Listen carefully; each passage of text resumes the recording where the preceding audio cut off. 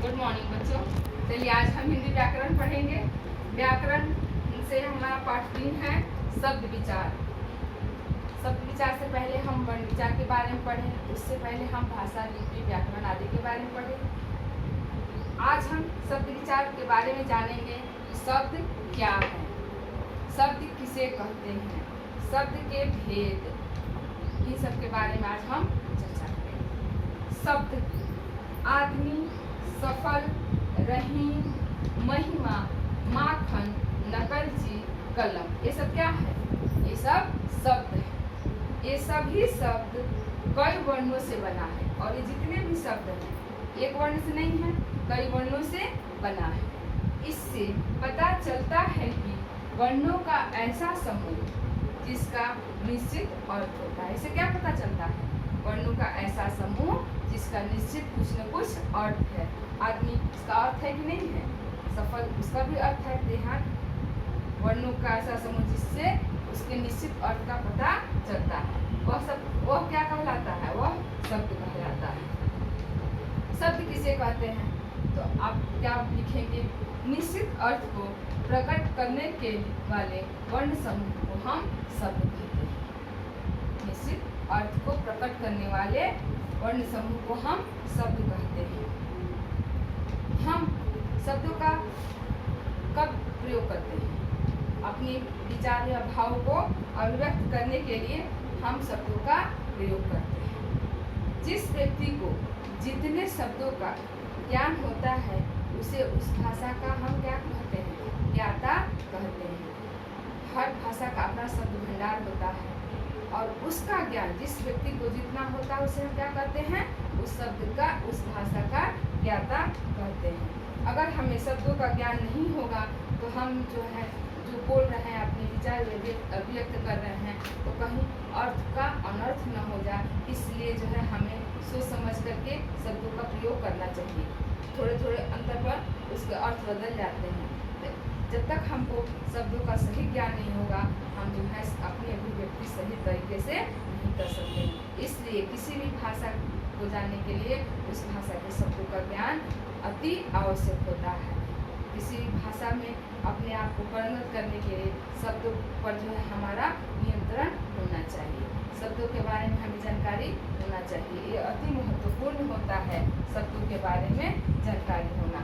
और अभिव्यक्ति के लिए शब्दों का विशेष महत्व होता है। हम जो बात बोलते हैं, अपनी अभिव्यक्ति प्रकट करते हैं, उसके लिए शब्दों का विशेष महत्व होता है। शब्द भंडार बता दिया आपको। अब शब्दों के कितने भेद हैं? शब्द के निम्नलिखित आधार पर भेद किए गए हैं। शब्द के भेद निम्नलिखित आधार पर किए जाते हैं। स्रोत या उत्पत्ति के आधार पर, रचना के आधार पर, प्रयोग के आधार पर, अर्थ के आधार पर। इन सब आधारों पर शब्दों के भेद किए गए हैं। अब स्रोत या उत्पत्ति के आधार पर शब्द के भेद। स्रोत या उत्पत्ति के आधार पर शब्द के भेद किस प्रकार हुए हैं उसके बारे में हम पढ़ेंगे आगे। प्रत्येक व्यक्ति अपने आसपास के वातावरण, अपने परिवार, घर, पड़ोसी, विद्यालय आदि जगह पर हम क्या सीखते हैं? बोलचाल के माध्यम से भाषा सीखते हैं। सभ्यता और संस्कृति के विकास के साथ साथ भाषा का भी स्वरूप बदलता जाता है। और जैसे जैसे हम बाहर संपर्क में आते हैं, वातावरण में आते हैं, तो अलग अलग हमको भाषा का शब्द मिलता है, भाषा का स्वरूप बदला हुआ मिलता है। और उसी प्रकार हमारे भाषा में परिवर्तन आने लगता है।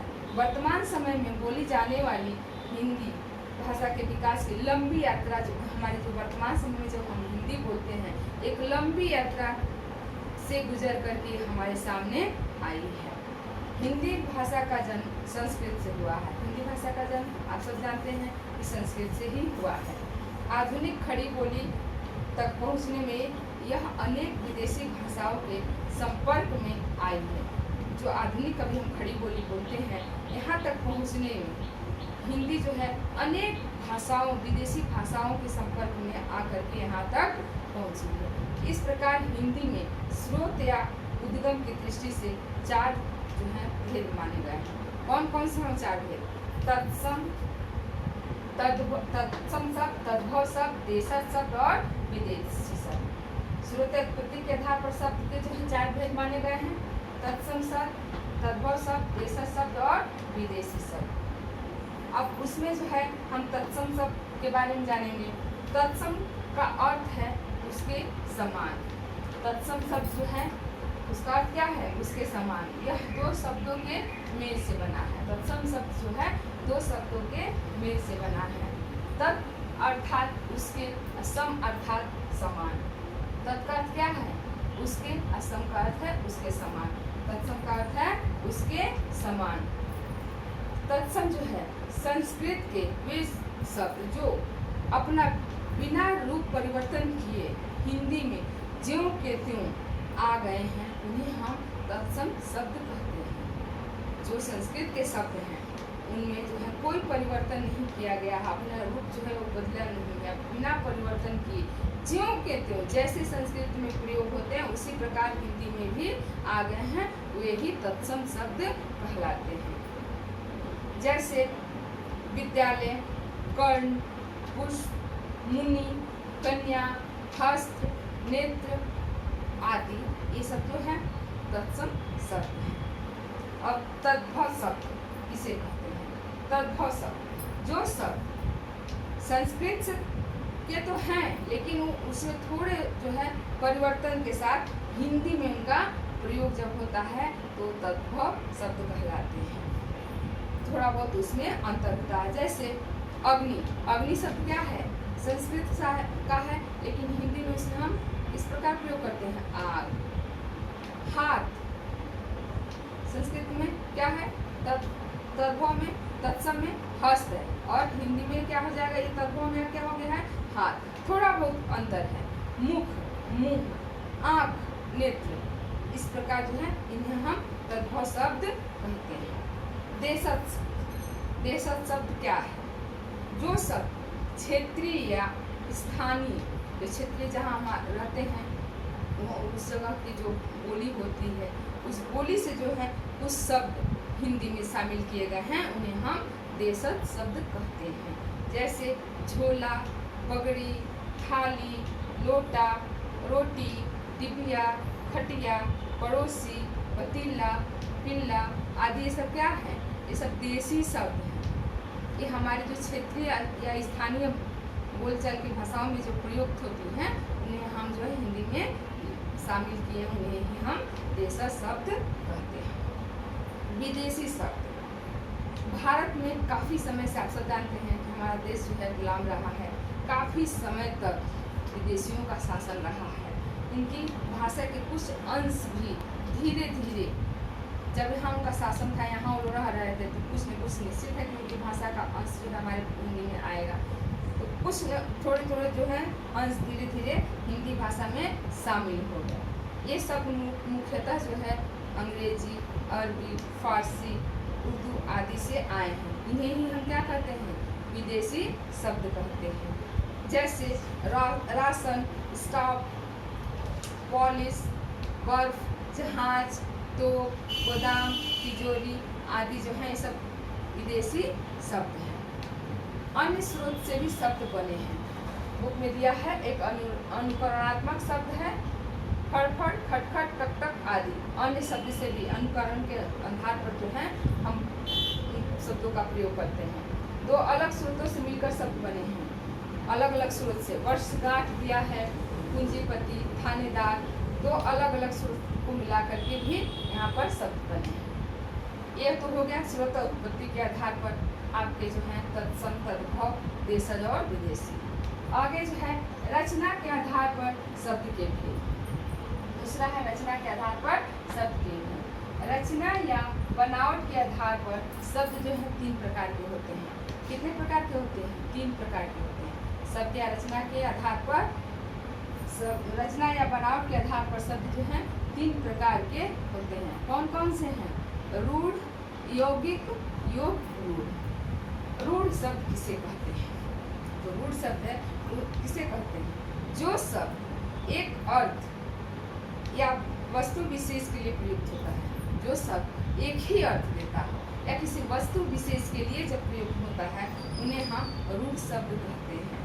इन शब्दों के यदि टुकड़े कर दिए जाएं तो उनका कोई स्वतंत्र अर्थ नहीं होगा। अगर घर, मान लीजिए घर है, घर, अगर इस घर को आप अलग कर देंगे तो इनका कोई अर्थ निकलेगा? टुकड़े कर देंगे तो नहीं निकलेगा। तो यहाँ क्या दे रहा है? इन शब्दों के यदि टुकड़े किए जाएं तो उनका कोई स्वतंत्र अर्थ नहीं होगा, अर्थात रूढ़ शब्दों के सार्थक खंड नहीं हो सकते। इनका सार्थक खंड हो सकता है, घ को अलग कर दिया, र को अलग कर दिया जाए तो कोई सार्थक खंड इसको जो है अर्थ नहीं निकलेंगे। अन्य शब्दों के मेल से बनते हैं, और ये जो है इनके सार्थक खंड नहीं हो सकते और न ही अन्य शब्दों के मेल से बनते हैं। इनके खंड भी नहीं हो सकते हैं और ना ही जो है किसी और शब्द को मिला करके कोई और शब्द हम जो है बना सकते हैं। जैसे बिल्ली, अगर बिल्ली है इस तरह से बिल्ली आप लिखा, अगर बिल्ली को आप अलग कर देंगे तो इसका कुछ अर्थ नहीं निकलेगा। इसमें कुछ अगर आप जोड़ के भी लिखेंगे तो इसका कुछ अर्थ नहीं निकलेगा। इसके टुकड़े भी नहीं किए जा सकते और इसे जो है किसी और शब्द को, वर्ण को जोड़ करके भी शब्द नहीं बनाए जा सकते हैं। इन्हें ही हम रूढ़ शब्द कहते हैं। जैसे दिया हुआ है यहाँ पर बिल्ली, घोड़ा, किताब, आँख आदि। यौगिक शब्द किसे कहते हैं? योग का अर्थ है जुड़ना। यौगिक जो है, योग का अर्थ क्या है? जुड़ना। जो शब्द दो या दो से अधिक शब्दों के मेल से बने होते हैं उन्हें यौगिक शब्द कहते हैं। यौगिक शब्द क्या है?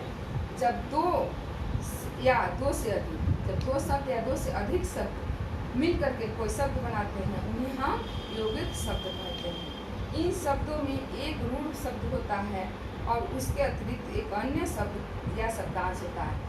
एक जो है रूढ़ शब्द मतलब एक शब्द होता है और एक या तो उपसर्ग या प्रत्यय लग करके बनता है, उन्हें ही हम यौगिक शब्द कहते हैं। जैसे दिया है नमकीन, नमकीन एक शब्द, नमक जो है शब्द है। नमक क्या है आपका? नमक एक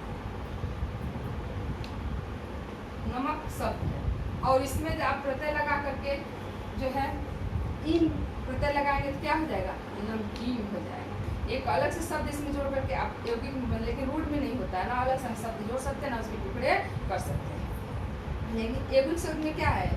दो या दो से अधिक शब्द जोड़ करके भी हम जो है शब्द बना सकते हैं और उसको जो है अलग करके भी उसको हम अलग अर्थ में प्रयोग कर सकते हैं। अनपढ़ दिया है, पढ़ शब्द है आपका, एक रूढ़ शब्द है, योग से बना एक शब्द है अपने आप में, और उसमें अन्न लगा दिए उपसर्ग, तो क्या हो गया? अनपढ़ हो गया। ये हमारा यौगिक शब्द है। यौगिक शब्दों की रचना उपसर्ग दिया हुआ है बुक में, देखिएगा ध्यान से। यौगिक शब्दों की रचना उपसर्ग, प्रत्यय तथा समास के द्वारा ही होती है। हमेशा यौगिक शब्द में उसकी रचना किसके माध्यम से होती है? उपसर्ग, प्रत्यय और समास के द्वारा ही होती है। ये ध्यान रखिएगा। योग रूढ़, कुछ यौगिक शब्द ऐसे होते हैं जिनका अर्थ रूढ़ हो गया है तथा वे व्यक्ति विशेष या वस्तु विशेष के लिए प्रयोग किए जाते हैं। कुछ ऐसे शब्द हैं जो किसी व्यक्ति विशेष या किसी वस्तु विशेष के लिए प्रयुक्त किए जाते हैं, वो रूढ़ हो गए हैं, वो हमेशा हमेशा जो है उसी व्यक्ति या वस्तु के लिए प्रयोग किए जाते हैं, उन्हें हम योग रूढ़ शब्द कहते हैं। जैसे पंकज शब्द दिया हुआ है, पंकज, पंख प्लस ज के योग से बना है, पंख है प्लस ज के योग से बना। पंख का अर्थ क्या होता है? कीचड़। अजक अर्थ क्या होता है? जन्मा, कीचड़ में जन्मा, इसका अर्थ हुआ कीचड़ से पैदा हुआ। पंकज शब्द कमल के लिए रूढ़ हो चुका है। ये पंकज शब्द है किसके लिए रूढ़ हो गया? कमल के फूल के लिए हो गया है। पंकज आते ही आपके दिमाग में एक छवि आ जाएगी फूल पे कि हाँ ये कमल का फूल है। कीचड़ में जन्म लेने वाले जंतु या वस्तुओं के लिए इसका प्रयोग नहीं किया जाता। कीचड़ में जो है और भी जीव जंतु होते हैं और भी पदार्थ होते हैं, लेकिन इन सब के लिए इनका प्रयोग नहीं होता है। सिर्फ और सिर्फ किसके लिए हो रहा है? सिर्फ और सिर्फ कमल पंकज के लिए हो रहा है। जैसे ही पंकज शब्द आपके सामने आएगा आपका दिमाग जो है कहाँ जाएगा? एक कमल के फूल जो है आपके सामने आ जाएगा, एक विशेष अर्थ, अलग अर्थ जो है आपके सामने आ जाएगा। ध्यान में आपके जो है एक आकृति जो उभर जाएगी कि हाँ पंकज जो है एक फूल है। और भी कीचड़ में बहुत कुछ है लेकिन सबके लिए नहीं हो रहा, सिर्फ और सिर्फ एक पंकज के लिए क्या हो गया है? रूढ़ हो गया है। इसी प्रकार लंबोदर शब्द में लंबा और उदर दो शब्द हैं। लंबोदर शब्द जो है लंबा और उदर, उदर यानी पेट के लिए बोला जाता है, तो ये जो है किसके लिए रूढ़ हुआ है? गणेश के लिए हुआ है। लंबोदर उनको बोला जाता है, लंबा है उदर जिसका यानी गणेश के लिए जो है इसका प्रयोग हुआ है। ये गणेश के लिए जो है रूढ़ हो गए। इस शब्द में ये दोनों शब्द रूढ़ हैं, जिनके योग से एक नया शब्द लंबोदर बना। लंबोदर का अर्थ है लंबे उदर वाला, यानी गणेश। हर किसी लंबे पेट वाले के लिए लंबोदर शब्द का प्रयोग नहीं होता। बहुत लोगों का पेट लंबा होता है, लेकिन सबके लिए नहीं इसका प्रयोग होता है। सिर्फ और सिर्फ किसके लिए होता है? गणेश जी के लिए होता है। ये शब्द सिर्फ और सिर्फ जो है गणेश जी के लिए ही होता है। इसी प्रकार के कुछ अन्य रूढ़ शब्द हैं। पीताम्बर, पीताम्बर किसके लिए है? विष्णु भगवान के लिए है। दशानन, 10 है शिव जिसके, रावण के लिए हो रहा है। नीलकंठ, नीला है कंठ यानी शिव जी के लिए हो रहा है। जलज, जलज किसके लिए हो रहा है? कमल के लिए हो रहा है। जलज आदि, ये सब जो हैं क्या हैं? ये सब जो हैं योग रूढ़ शब्द हैं।